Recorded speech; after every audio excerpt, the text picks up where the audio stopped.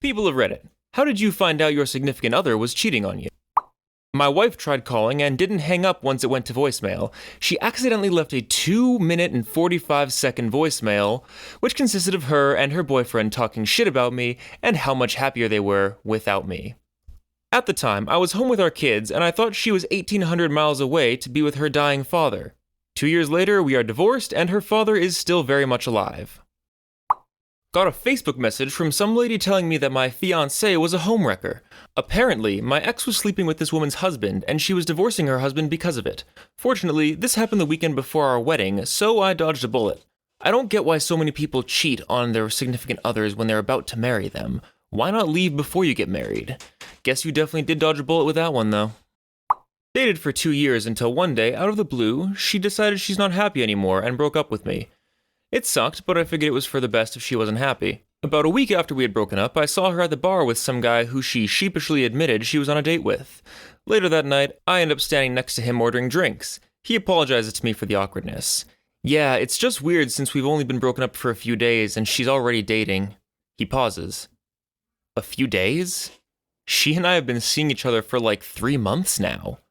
We stared at each other for a second, and then my ex came running up to pull him away from me. He shrugged her off and told her to go F herself, then left the bar. That's how I found out my ex had been cheating on me for 3 months before apparently guilt took hold and she finally broke up with me. Update. I bumped into the other guy a few months later at a bar and we actually talked about it. It was weird hearing it from his perspective. In his mind, he thought that she was just really flaky, but after speaking to me, it all just clicked for him. And we went through some of the times when he couldn't reach her because she was with me and vice versa. Not sure how I didn't pick up on it either. But regardless, I'm happily married now and I think she had to move home to live with her mom. Karma's a bee. Asked me to fix something on her iPad. Emails with airfare communications to see her ex-boyfriend on the other side of the country popped up. Don't date people that can't stop talking about their ex. My girlfriend does this all the time. He's dead though, so don't know if I should still be worried. You shouldn't be worried, but it definitely says something about her emotional availability. Maybe she's not ready for a new relationship yet. But that's just a general rule, and I don't know her grieving process, so whatever works for you guys. iMessage linked to her computer. I was on her computer buying stuff off Amazon and she was sitting on the couch, feet from me, texting her ex. He was trying to get her to send him nudes and they were reminiscing about previous encounters. He was bragging about how he had made her legs shake, all the while I was watching a conversation in real time, right next to her. My adrenaline kicked in and I simply closed the computer and left the house without saying a word.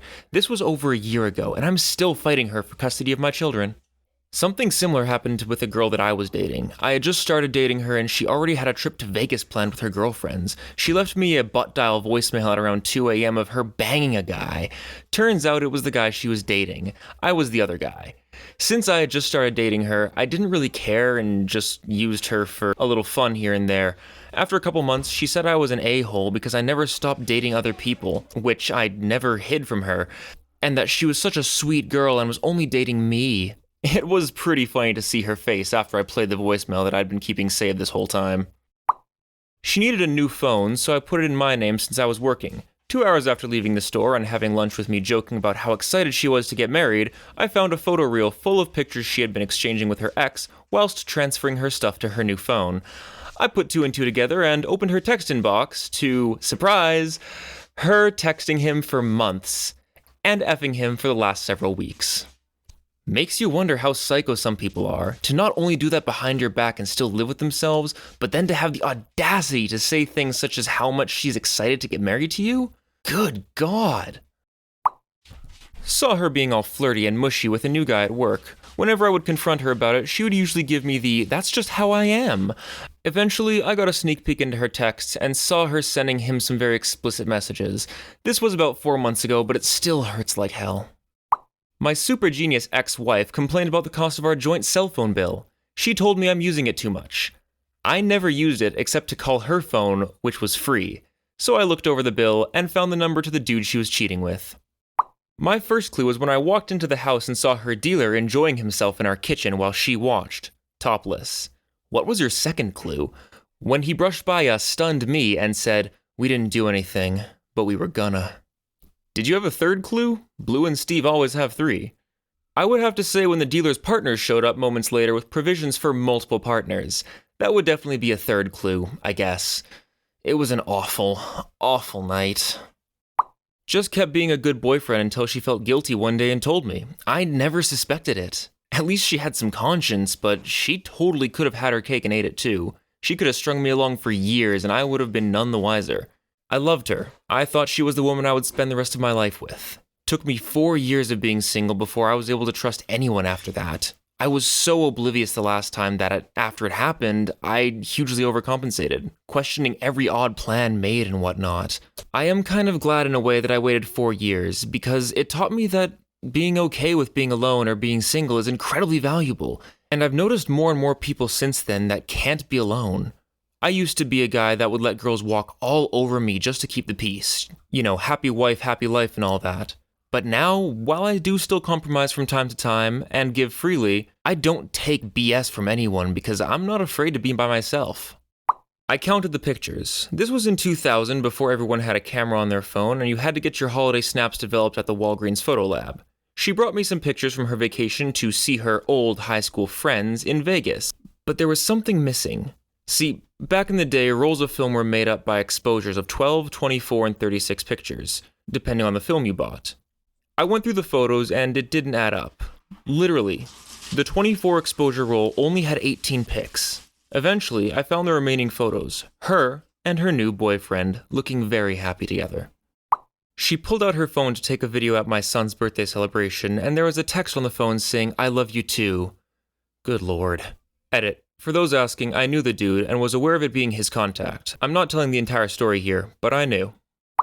I actually met one of my best friends through being the other guy. I met this girl A through my friend J.